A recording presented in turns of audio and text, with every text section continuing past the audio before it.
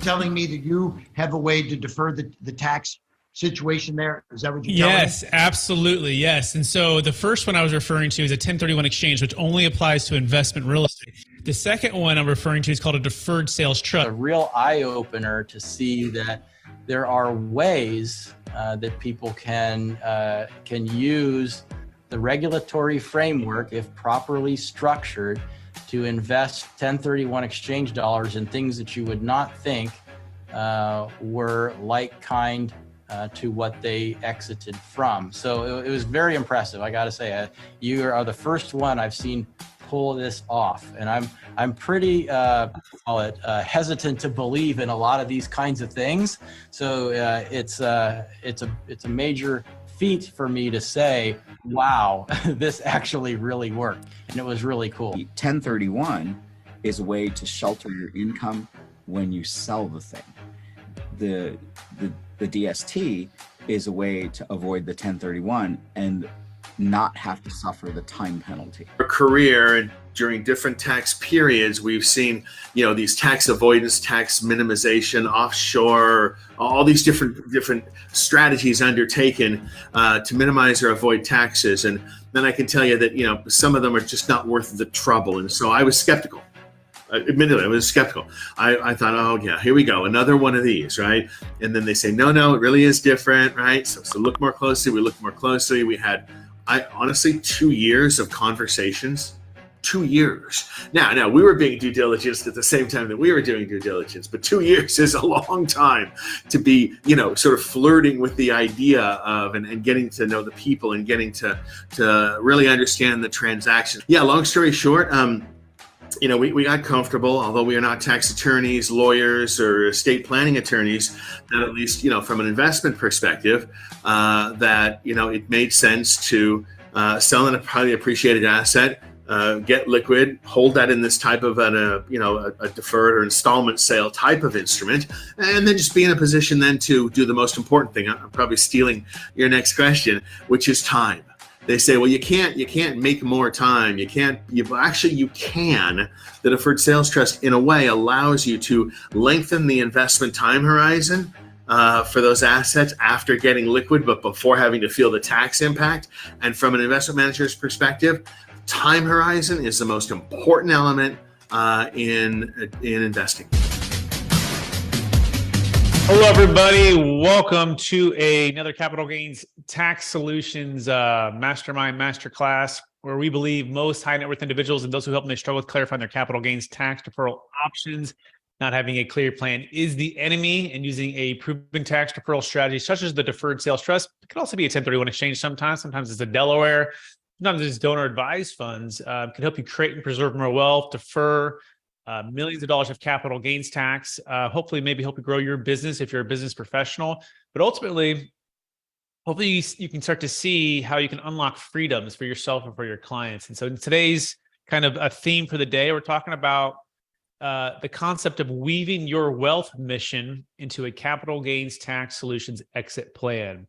And so step number one is, do you have a wealth mission? What is your wealth mission? I think we all have, hopefully we do have, mission statements for our family, for our businesses, for what we're doing.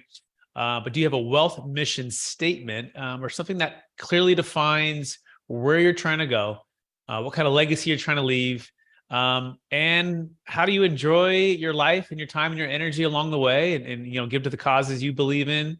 What is that mission for your wealth? And what does it mean to have a plan or a wealth plan that is on a mission, right? That it's going to make a difference for you and your family. I know for some of our clients, it's, hey, I want to be able to spend more time with my family. I don't want to have to spend as much time working on my business. Or it could be, hey, I want to diversify my wealth away from, active apartment complex investing to more of a passive investor. Or maybe I want to increase my cash flow, exiting out of stocks or businesses or cryptocurrency where you feel like you're, perhaps asset rich, but cash flow poor. It could be a number of different things. It could be 1031 exchange, just not wanting to deal with sellers who aren't willing to cooperate with you when interest rates jump really high and they still feel their values are pretty solid. Because guess what? Rents are still holding on pretty tight. It could be a number of different things. And our goal is to help you clarify some options, get some clarity on what's available for you, and then hopefully encourage you to inspire you to take action and use a vehicle that's going to work for you. So I am joined by some amazing strategic alliances of mine who do a great job. One of them is Pierce York. He's out of Newport Beach. He is a commercial and luxury realtor there. He's also a part of the EXP family team that I'm a part of as well, EXP Mastery. Pierce York, how are we doing today, brother man? Awesome. I'm doing super well. How are you? I'm doing well. I'll see if we have the Jake Miller. I'm not sure if he's with us quite yet. He might be a little bit late. Okay. He might be back. So Jake Miller is a financial advisor, one of the top in the country, we believe, entrepreneurial, amazing. Hopefully he'll come on a little later. We also have the Jake Carpenter. He's another one of our Strategic Alliance financial advisors out of Washington. Also fantastic because he loves real estate as much as he loves the stock market, which is rare to find. And a lot of advisors to have a good balance approach there. We also have welcoming, who else do we have in the house today? Rebecca Munson out of Lake Tahoe Truckee, amazing realtor up there. So welcome, Rebecca. So I'm going to pass it to Pierce here. So Pierce, I gave a little bit about the vision today, about what we're going to be covering. By the way, we're also going to cover a few other things. So Pierce, why don't you take it away about what else we're going to cover today? You did the vision already. We're going to do some Q&A. We're going to give you guys the opportunity to ask your questions. We're going to do a deal close story of the week. We're going to run through some potential scenarios. There's a live deal. We're going to let it flow, and we're going to see Exactly. where it takes us. Exactly. And this is the whole point, to mastermind, to masterclass, and to answer objections and questions. And sometimes it's live deals, sometimes it's deals that are just closed, and sometimes it's just the common theme question that we continue to get. But I do want to open up to Jake Carpenter here. So Jake, in the beginning, I talked about weaving your wealth mission into a capital gains tax solutions exit plan. So I'm curious, what do you think that means? Well, most of the time, these clients that we work with are fairly high net worth. Some of them are ultra high net worth.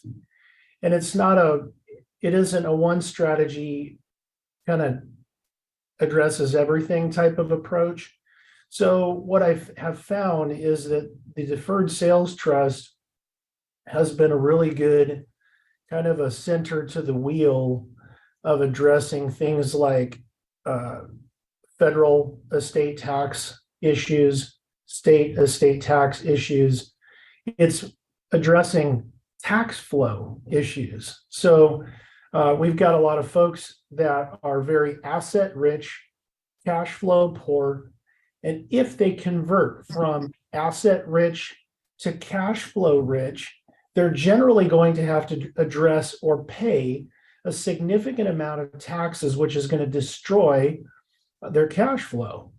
And if you can address those issues through maximizing what they can put in their pocket, and in essence, redirecting that tax bill from the IRS back into their pocket through the use of the deferred sales trust, and weave it into the other strategies that they have to use anyway, which is, for an example, if they have a $20 million transaction, but they have a federal estate tax issue, and you can not only put the capital gains tax back in their pocket, but you can also remove that $20 million from their taxable estate on a federal and state level.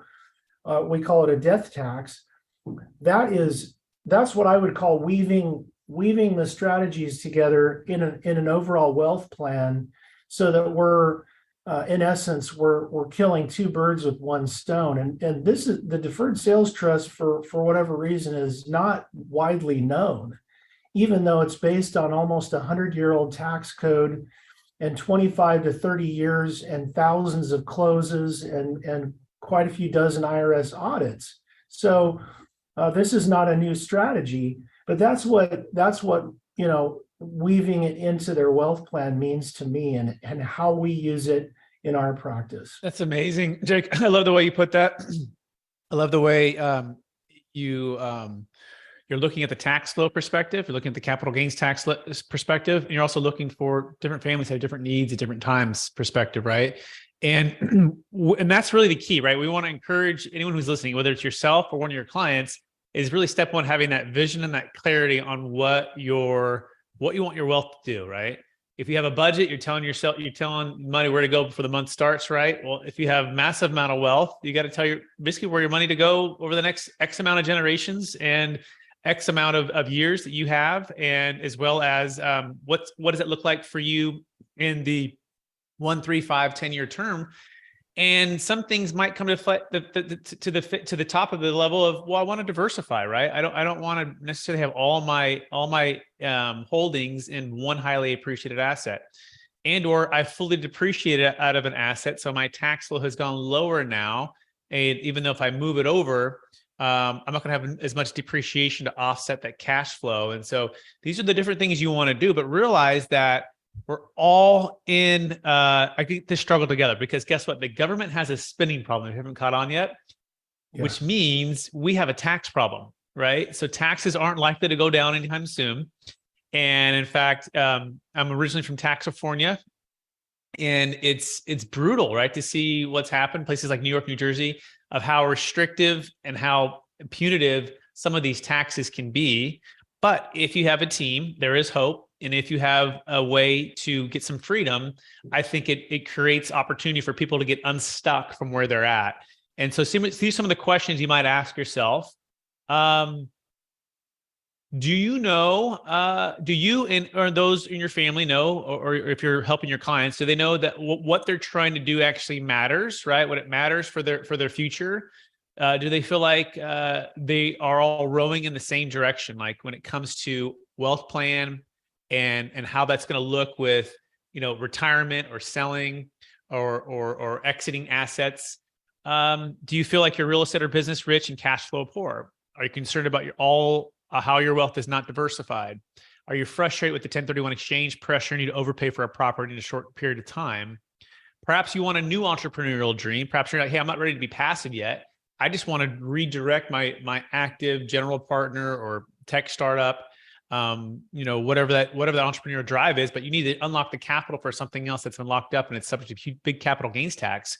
In fact, Jake Miller and I are looking at a large deal. Jake, if you're there, you could bring in, and it has to do with a stock sale, and it's a large stock sale that has any depreciation because it's stock, and they're looking to capitalize potentially now. Whereas before, because of the tax, they weren't able to do it. So Jake Miller, how you doing? Welcome you to the mastermind. Absolutely, Brad. I don't know if you can hear me okay. You sound good. Awesome. Amazing. Hey, I'm here in the Mexico City airport after taking care of some legal paperwork for some of our clients' investments. But to your point, this client of ours, he has around 30 million in Apple stock, one of the senior managers there at Apple that's retiring and is looking to diversify his assets and his investments. He has around 45 million altogether in stock. And so we're looking to help him in a number of different ways with the deferred sales trust so that he doesn't have to lose a very large part of his net worth to taxes because of him needing to diversify now that he's getting ready to retire. And it's a beautiful thing, right? He can diversify, but also not only can he take that Apple stock, which I'm not even sure that Apple stock produces a dividend, does it or not, or no?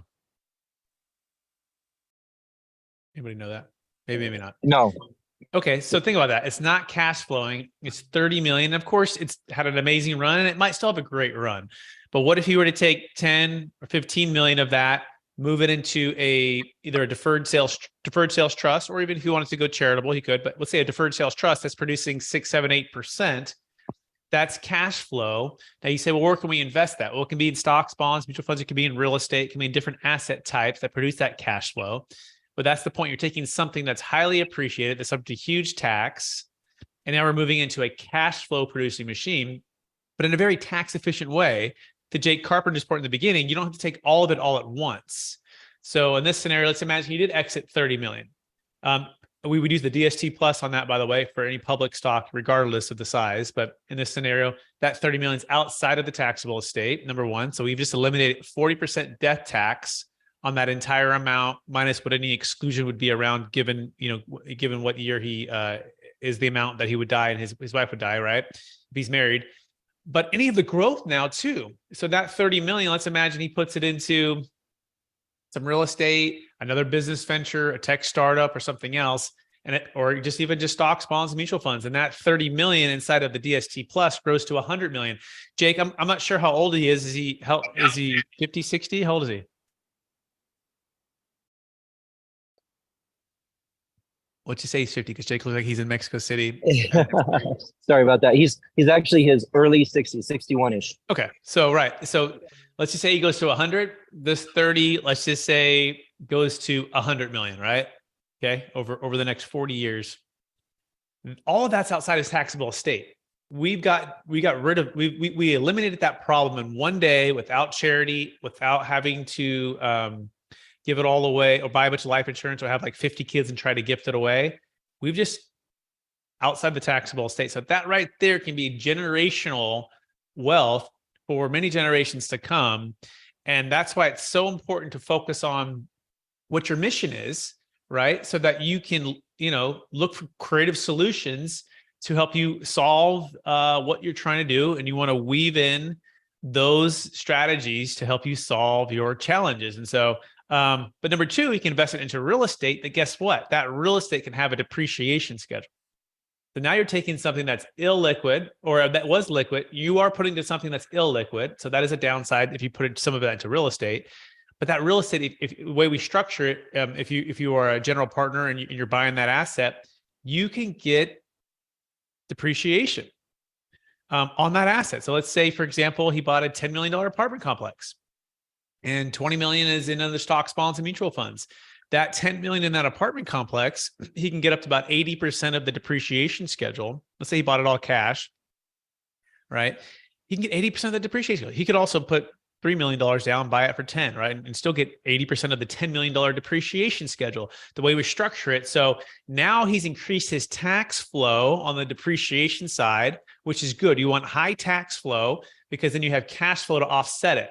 I guess a better way to put it, but you want high tax depreciation buildup, right? Depreciation that's building or getting bigger, ideally, because you're buying more assets to offset the cash flow that's in any given year, and that's the ideal way to take cash flow. So that is a concept there. Pierce York, you want to pull any nuggets out of that or questions out of that? Yeah. So I was doing a podcast this morning for capital gains tax cost segregation, yeah. Cost seg. Mm-hmm. And we were just kind of discussing some of the some of the mechanics of it and so on and so forth. You guys can check out that episode on YouTube, rate, review, subscribe, right? Hit the like button. But one of the things that we were discussing is with the 1031 exchange, your depreciation schedule travels with you, and we were kind of going down this little rabbit hole. And to be honest and fair, I was kind of leading them down the rabbit hole. It's the idea that when you do a 1031, which could be really good, right? Your depreciation schedule is going to travel with you. Mm-hmm. And so after, you have to continually upgrade and upgrade and upgrade, right? But you're also still chipping away at your depreciation ability, to depreciate the full asset. And I was saying, with the deferred sales trust, what's really nice is not only you don't have the time constraints that you have to just force yourself into a deal, but when you do go back into a deal, you have a brand new full depreciation schedule. You don't have to have that chip away.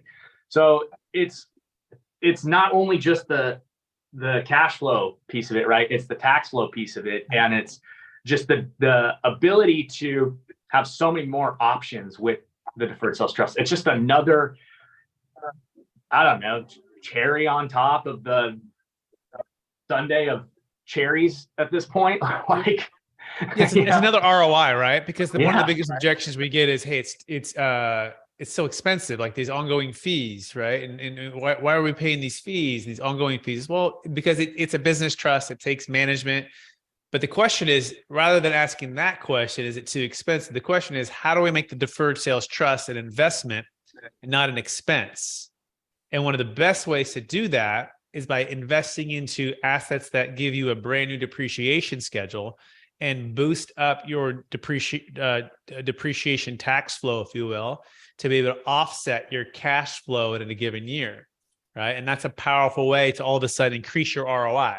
Now, if you don't put it into assets that are hard assets that have that are depreciable, then that's not a part of your ROI. And some clients choose not to do that. They're just like, hey, put me in the biggest companies in the world, S&P 500, and just let me just be passive, and that's fine. But if you could be a little more entrepreneurial, you can have the ability to access this depreciation. So Pierce, any thoughts on that? Yeah, the other thing, to that is, we have funds and stuff that, you could go in as an LP and be in a similar situation as, just the biggest companies in the world in the S&P 500 and take your return and still capture some of the depreciation. So, there's on stock. Yeah. It's just, if it's stock market related, it wouldn't be, because stocks are not depreciable. Right. But there could be some creative ways to go as an LP as well. Yeah, there could be some creative ways. So, but it's that's one of them. The other one would be hopefully optimal timing, right? So hopefully, you didn't buy that apartment complex at 12 million, you bought it at 10 because you waited, right? So if you were doing that 1031, and you said, hey, I'm going to do deferred sales trust. Well, hopefully that gave you some time and some ability to strategize the discounted price when it made sense for you, rather than having to buy it within that 180 days. And that hopefully gives you the deferred sales trust. It's an investment, not an expense, because it gave me the one thing that nothing could give me back on these 1031s, which is time. And so that would be number 2, right? What would be number 3, Jake? Anything come to mind?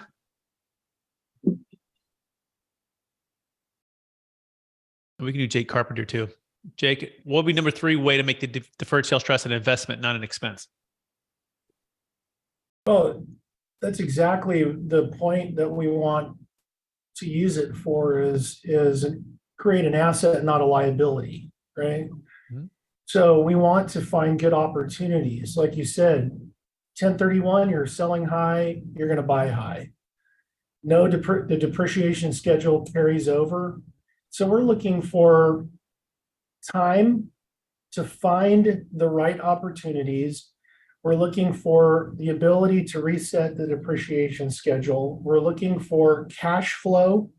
Like this Apple stock, there's no cash flow to it. Just like everyone right now, when the economy gets bad, they want to go out and buy gold. And I'm like, wait a minute, gold doesn't pay a dividend.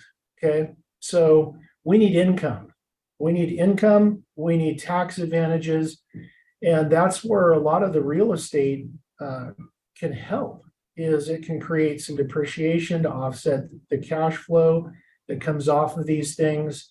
And we should be seeking out returns that more than make up for the cost and expenses of the business trust, because we're basically trying to make a money machine here. And it's like any business.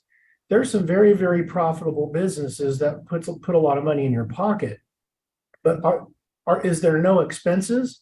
Well, of course there's expenses. So there's going to be expenses, but your expenses are going to pay a team of people that are here to make sure this is an asset for you.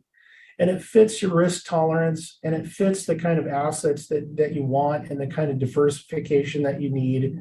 So we are here to make sure that we build a team around you to create, to use this trust to create an asset for you, not a liability. So I love that, Jake. And tell me what you think about this. It sounds like, especially DST 1.0, we are going to delay a liability to create an asset.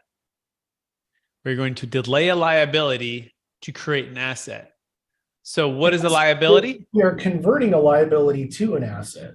Well, so it's delayed, right? So, and that's the key, because it's deferred, right? So, and then we'll go to DST 2.0 in a second here. But DST 1.0, the tax is typically 25 to 50% of your gain, no matter what state you live in, no matter what you're selling. It matters what you're selling if you depreciate it, right? So, but it's set to potentially go even higher, another 6 to 8% higher at the end of the year here. We'll see what happens in the new year after 2023. But think about that. 25 to 50% of your gain is the tax liability that you can delay. So you can delay the liability, and then you can turn around, and the trust can invest into assets, and it can invest with you into other assets, and it creates even more wealth. And this is how the DST becomes a wealth machine. It's not just I'm going to put it here as an IRA, or put it here as a 401k, or sometimes people think, well, in a 1031 exchange, at least I got the ownership. I can continue to get upside, right? Whereas in this scenario with the deferred sales trust, yes, at first you're just a lender, right? You just lent the funds to the trust in exchange for a promissory note. And yes, you delay the tax liability. You're living off more interest, hopefully, as you delay and as the investments perform. But then you can partner with the trust, buy more real estate, buy another business, start another business, and that creates an asset. So it's a great way to build wealth. So delay a liability to create an asset. Now, here's the next part of the tree: to create depreciation. So think of it, you went from the Apple stock scenario. Okay, you definitely had an asset. Okay, you definitely had a liability, but you had zero depreciation, zero cash flow. Okay, and now we're going to exit that 30 million. We're going to delay the liability. And in fact, let me do one more on that. If we do DST 2.0, we're going to eliminate the estate tax, right? But we'll wait for that one in a minute. But we're going to delay the liability. We're going to create an asset by partnering with the trust, which is going to create depreciation, which is also going to create cash flow, right? And so that all of those things open up freedoms for you, right? Freedoms for you, time, energy, retirement, diversification. Other parts of that too are for those who are in too much debt right now. And they're selling these 1031 properties and they get this massive amount of debt that they have to replace on the next deal. And A, they may or may not qualify for the debt. B, you may not want to buy the deal anyways because prices really haven't gone down that much in commercial real estate. But C, now is the time to be safe and out of debt and diversified in some of the biggest companies in the world while you wait, liquid investments, while you wait for investment opportunities to drop, right? So Mark, the other thing about debt right now is people are coming out of a debt situation at 2, 3, 4% into a 6, 7, 8% interest rate environment. That is really tough. Really dangerous, right? And it's dangerous and it's volatile and it's moving. So to us, if you can get liquid, diversified, and if you can be in the ability to dollar cost average. By the way, you can go into real estate lending, you can go into hard assets too, and you can get a mix. But the point is to be patient, to be out of debt, and to be ready to pounce. Pierce, can I add one more freedom Sure, to your sure. list there if you're taking notes? One that's really important with a guy I was just talking to is partnership freedom. Sometimes people are partnered up with someone else and they don't always want to move in the same direction. One can go one direction into the deferred sales trust and the other one can continue on. That is a great point. And sometimes too, the reason someone wants to sell or won't sell or the hesitation is because they don't want to pay the tax. I mean, I would honestly say it's the number one or number two reason why anyone won't sell is because of the capital gains tax. It's on their mind. So when you have this friction, the partner can bring in and say, hey, I know you had this friction about selling and not selling and you not wanting to 1031 and me wanting to 1031, but guess what? I found a creative solution. We can each still go our separate ways. The whole entity doesn't have to move. You can have a deferred sales trust. I can have deferred sales trust. You can put all or a portion amount in there. You don't have to do it at all. You can just pay your tax. But the point is we can now sell the asset, go our separate ways, and still defer our tax. That goes a long way to helping people to be more amenable to selling in case one partner has a friction. We've seen it all the time. We just did a $13 million deal in San Diego. 4 partners. One of them just wanted to pay the tax. He's just ready to be out. He paid it. The other 3 all deferred their tax using the deferred sales trust. It was like a 21-day sale from the time they saw us on YouTube to the time they closed. And they're all really happy. It's going great. And they sold at a really good time. I think it was like February of last year. So about a year ago before things started to really go sideways. So now I'm going to go to DST 2.0. I'm going to bring Pierce back in. So 2.0, Pierce, what do you think about this? Because we're eliminating the estate tax, it's not just deferring estate tax, it's eliminating it. So we're taking an asset like a $30 million worth of stock, right? With a person who's 60 years old, where the valuation could easily be 100 million within 40 years. We eliminate the liability, Pierce. Okay. To create cash flow, because he has no cash flow. Okay. To create an asset, right? More assets, which creates like if they buy real estate assets, right? Or to, I guess a better way to put it is to purchase new assets, to create depreciation. Now, they do pay some cap gains tax as they get payments out, partial interest, partial cap gains tax during their lifetime. It's a little bit of the downside for the DST 2.0. But to me, that's a really powerful way to build the wealth. What do you think, Pierce? Yeah, I like it. So you have eliminate a liability, to purchase assets, to cash flow, to depreciate. Here we go. Yeah, eliminate the estate tax liability, defer the capital gains tax liability, right? Or delay would be another back to that one. To create cash flow immediately, stocks, bonds, mutual funds, or dividend paying stocks, right? To also purchase a new real estate asset, which creates new depreciation schedule, right? So I think that's a good way to look at this too, just to keep it really simple. Like, what are you getting on one side versus the other? And how many of these can stack up to really help you grow your wealth machine?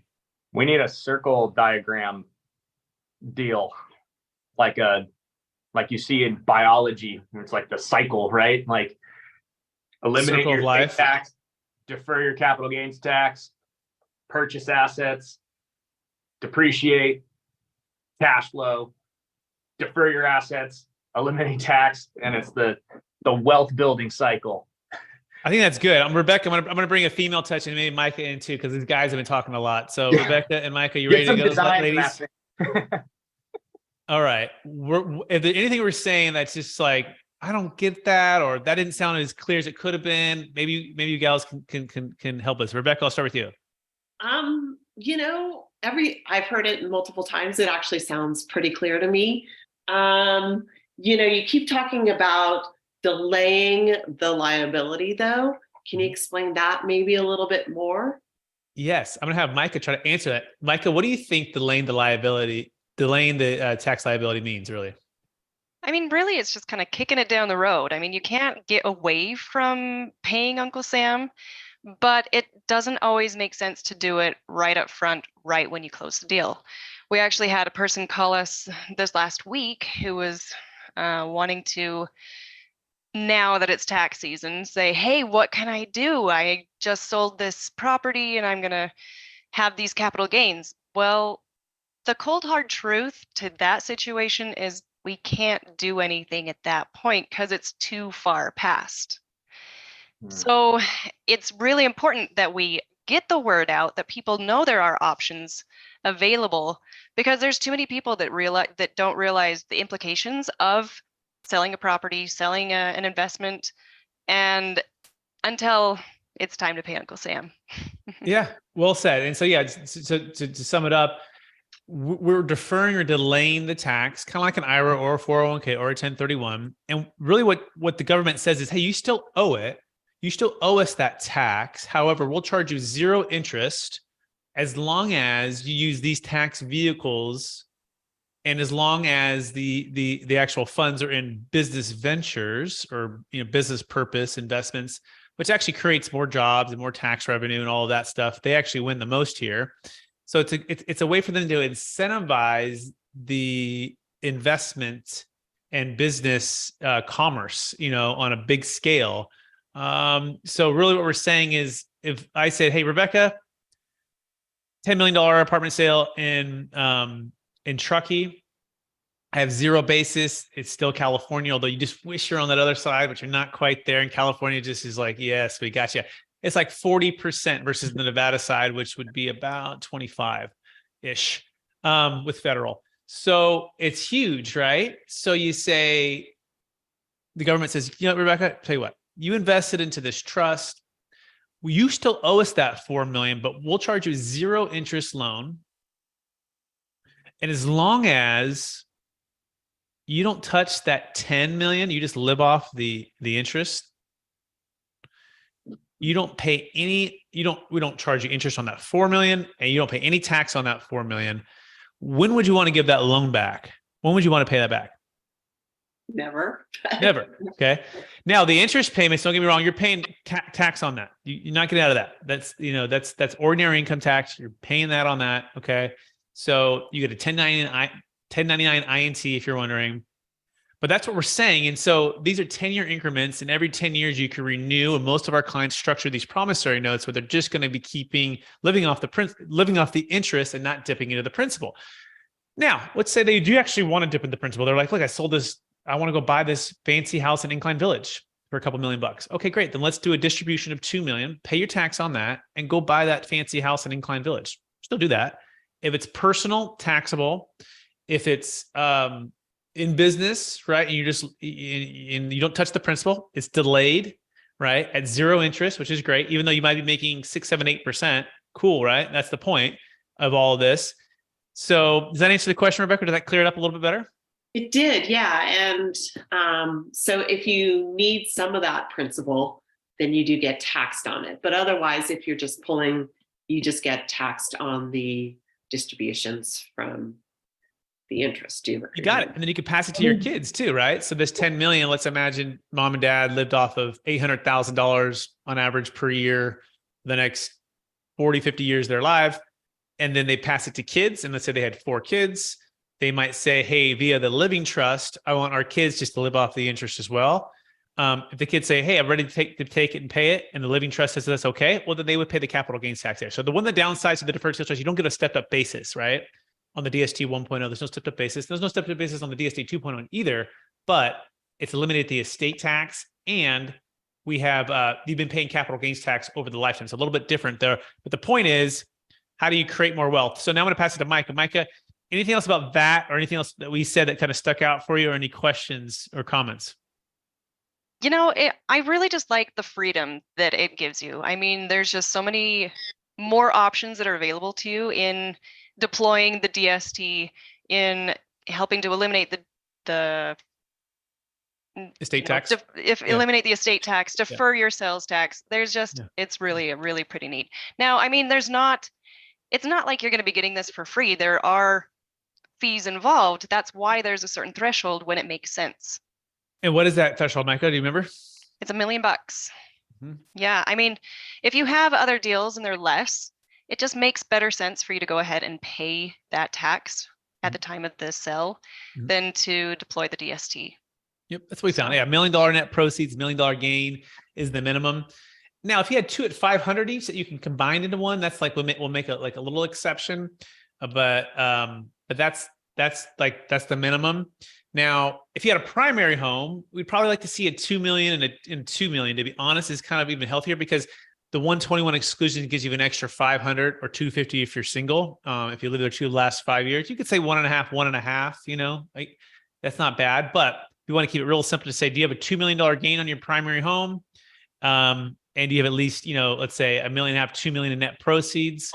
Hey, let's talk, right? To keep it real simple for those that are selling luxury real estate for primary homeowners. But everything else, it's like $1 million and $1 million. Pierce, you want to add anything to what was just said?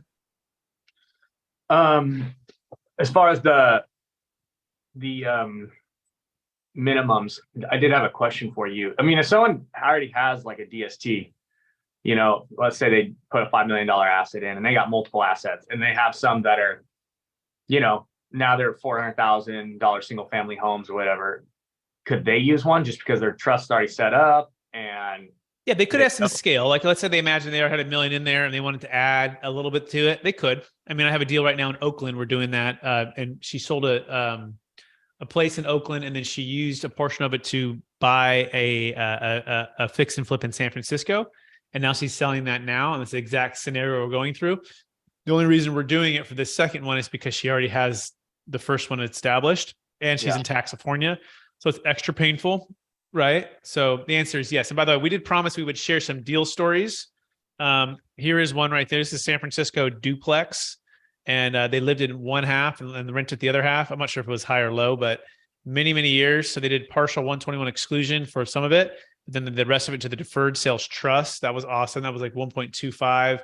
Here's one up in Placerville. I actually was the broker on this deal. I sold it, $2.5 million sale. In fact, Warren Strand was on about 2 weeks ago, and he shared his entire story. This is his complex right here. And it had 7 units in the front, and then it had like a fourplex and like a duplex over here. And it was cool property. Like it's over like I think 1.5 acres. It was big property, like on a hill, like beautiful property.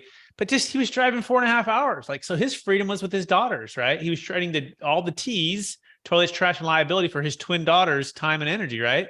He's like, forget this. I'm going to sell that thing, defer the tax, increase my cash flow, by the way, by about 60%, and then spend more time with the family. And he is like so relaxed now. You saw him there. He's just like, he got back from, I think another deal he was working on that he might want to sell too. But the point is, he's just so happy he did it.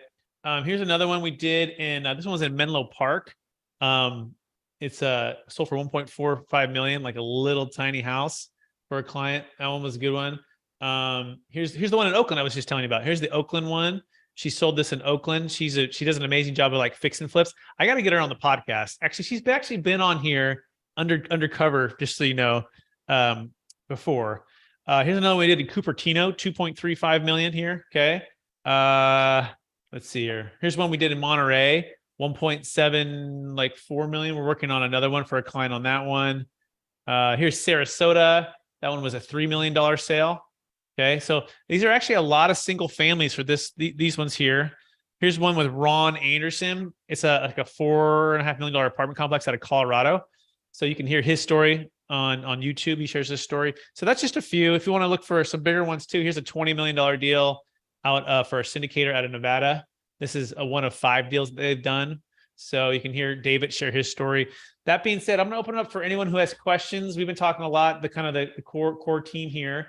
Does any of our new, especially anyone, we got Clayton. Hello, Clayton. Hello, G. Miller. Hello, Jay Fran. Marty, nice to see you on here, sir. We got Wayne. Does anyone want to say hello, ask any questions, comments? Love to hear from everyone who's attending today.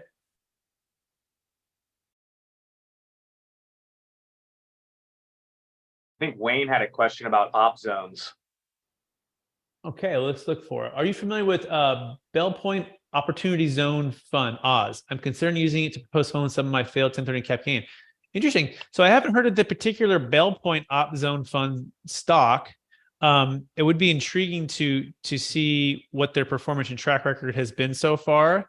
And we love opportunity zones. A, if you can trust the sponsor, and B, you can hold on for basically 10 years, right? I mean, that's great. Like if you don't need or want any potentially of the principal and you just want some cash flow, then that thing is awesome, right? Because you get a lot of tax-free money from what you put in. You defer it for a little bit. You still have to pay it within a couple of years, right? But then anything beyond that is going to be tax-free, which is a great way to do it. Challenge is, generally speaking, deals are hard to find, and they're overpriced already. So it's kind of chicken and the egg. I just haven't seen too many people do it.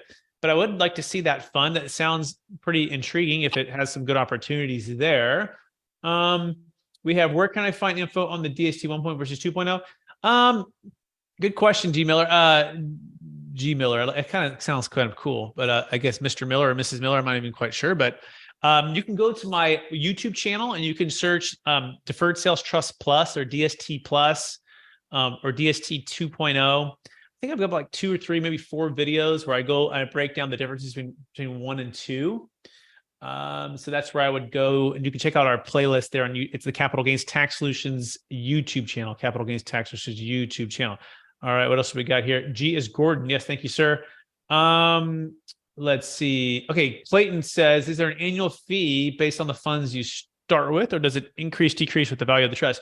Great question, Clayton. Yeah, it increases and decreases with the value of the trust. So let's talk about fees.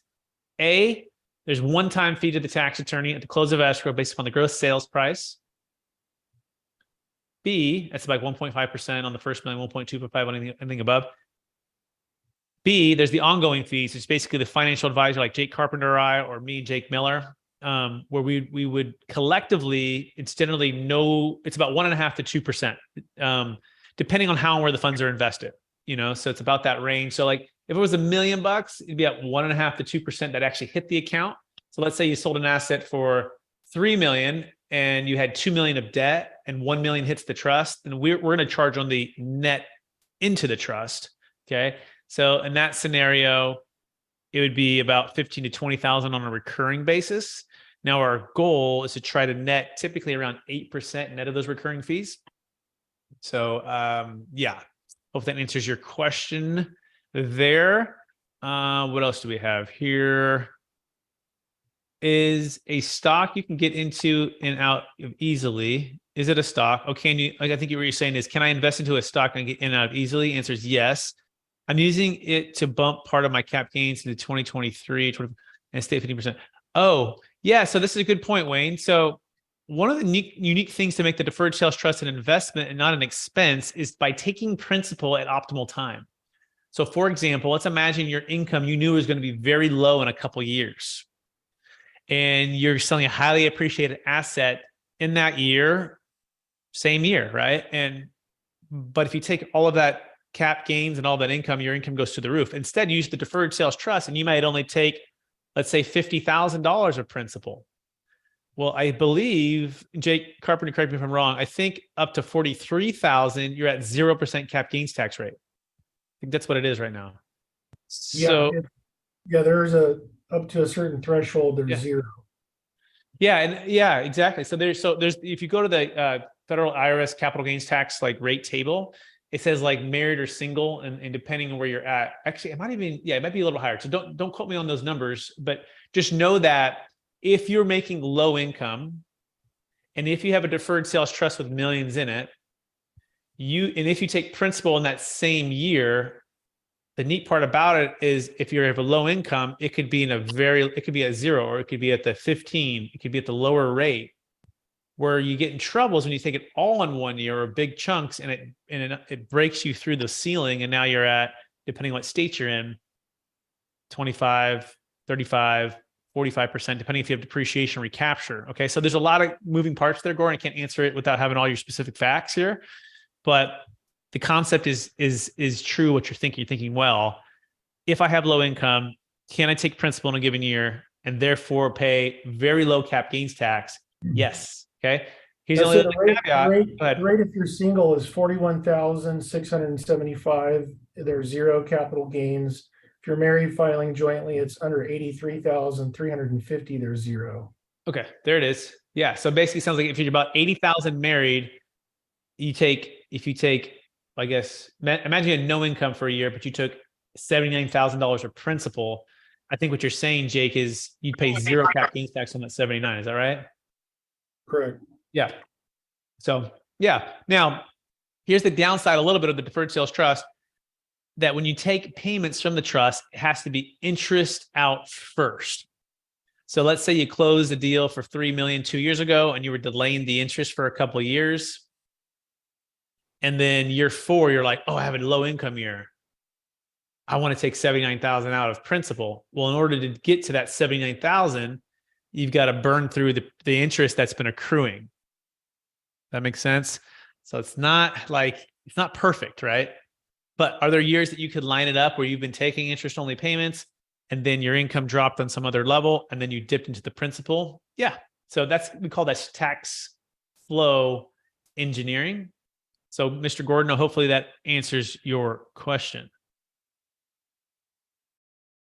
So to clarify, the income thresholds on married filing jointly is if you're under $250,000, then you can take up to 89,250 of capital gains rate at a 0 tax rate. That sounds correct. Yeah. And by the way, too, just as a reminder, we do need to keep 20% liquid at all times, right? Part of that is to make sure that we can A, make the payments to you, B, have a liquidity to make the payments to the trustee and the tax returns. But C, also not to stretch this business trust too soon. It doesn't mean liquid, by the way, doesn't mean you got to just stick it in the bank earning 0. It actually typically means investment grade securities. So that was a good point you brought up there, Michael, on the chat. Thank you for that. What else? What other questions does anyone have, or comments or thoughts? We have a few more minutes to help anyone, everyone. We have Clayton, we have Gordon, we have Jay Fran, we have Marty, we have Wayne. Anyone else? You can unmute yourself, say hello. You can. Looks like we have something in the chat here. Micah, you want to read that, and then I can not to flip back and forth all the time. Yeah. So Clayton's just asking if, speaking on the bank earning zero, does the trust count in an interest-bearing account? But it does. It is in an interest-bearing account typically. T-bills and money markets are 4.5% right now. So Yeah, we can get it out right away and that's the beauty of keeping it in liquid investments or trade plus 3, just a couple days, and then you can go buy your investment real estate deal. And that was one of the best deals that happened in 2006. The gentleman sold, put everything, all the money morning quarterback. 5 years later, he bought the property back at 60 cents on the dollar. He had it in liquid investments that were hedged and protected while he waited for real estate to drop. I mean, he played it perfect. It was amazing. It's like, probably never happened again the way it happened, but it is possible to do that. And if it's even possible, then why not give it a shot, right? If you know you can sell high right now, achieve some kind of freedom that you're looking for, diversify your wealth, be in a position that's liquid, be in a position that's still earning some interest, be in a position that's safe and protected and hedged. And then when the deals make sense, dive back in. The worst thing to do is just to sit and not action, right? You sit there and you're like, I got this real estate. I know I should be selling it. I've got no depreciation left. I don't have that much cash flow. Or even it's a great deal and it's just a good time to sell because the price is still pretty high. And you don't take the action because you're like, I don't know that I can ever get back in again. And that's why we're here. We're going to make sure you know what's possible and what you have the ability to do. But I think it says in like Ecclesiastes, right? It's like there's a time to sell, there's a time to hold. I think it says something different, right? There's a time to defer the tax, the deferred sales trust. There's a time to 1031 exchange. There's a time, there's a time for all of these different strategies. And the question is it your time to take some action? And that's what we're here to encourage you, to challenge you, to inspire you, hopefully, to take some action. So good question, Clayton. Anybody else have any more questions or thoughts?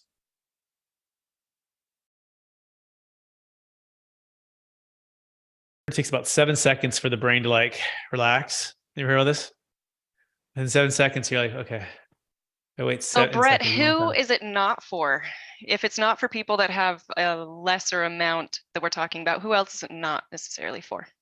You want to spend it all on your fancy clothes, your fancy boat, your fancy car, your primary home, on yourself. Like the government is not going to incentivize us to do 1031 exchanges or deferred sales trusts or even IRAs on personal stuff that we're consuming.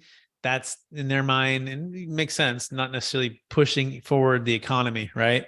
Or creating more jobs. It's just your personal consumption. So number one, if you want or need to spend, it's your money, take it, spend it, go, but you're going to have to pay tax on that. Okay. Number two would be you could have a health concern right now, right? And you could be end of life. And by maintaining ownership, you maintain what's called the stepped up basis, right? And if the property or asset is not prohibiting your life and your freedoms that you want between now and then, we've had people call us and let us know that. And we say, hey, to be honest, because that's the fact pattern right now in your season of life, and it could be imminent here, don't use the DST. Hold on to the asset. Your kids are going to get a stepped up basis. You have no fees, no new trustee, no real, it's just simple. Just hold where you're at. I would say number three would be, besides the deal being too small, honestly, that's kind of it. I don't really see anything else. Pierce, am I missing anything? I would just say if you're not willing to reinvest the proceeds. So I actually had a client who, had like a $600,000 tax liability, but they did not want to invest in anything. They wanted to put it into super low earning CDs at like 0.1%. And the fees would have just eaten it up, so it wasn't a fit for them because they didn't want to reinvest. So let me add to that, by the way. So now the question is how long, Pierce, when they say not right now, because this is a 10-year term. And by the way, we did have clients during COVID-19 who did the exact same thing, Pierce. They're like, I don't want to touch real estate. I don't want to touch the stock market. Just sit me in the bank, right? And we sat there for months and months and months. Sure. Okay. Now we're invested and now we're doing well, right? And now we practice optimal timing. We're practicing dollar cost averaging. So don't let that be a complete roadblock there. Look at the rest of the story. If they say, yes, for the next 10 years, I only want to sit in money market account making next to zero, it's not going to be a good fit, right? That was the deal. They had never invested in anything. Yeah. So there's that fear, right? Yeah. Or they're just so stuck by fear, and that could be it.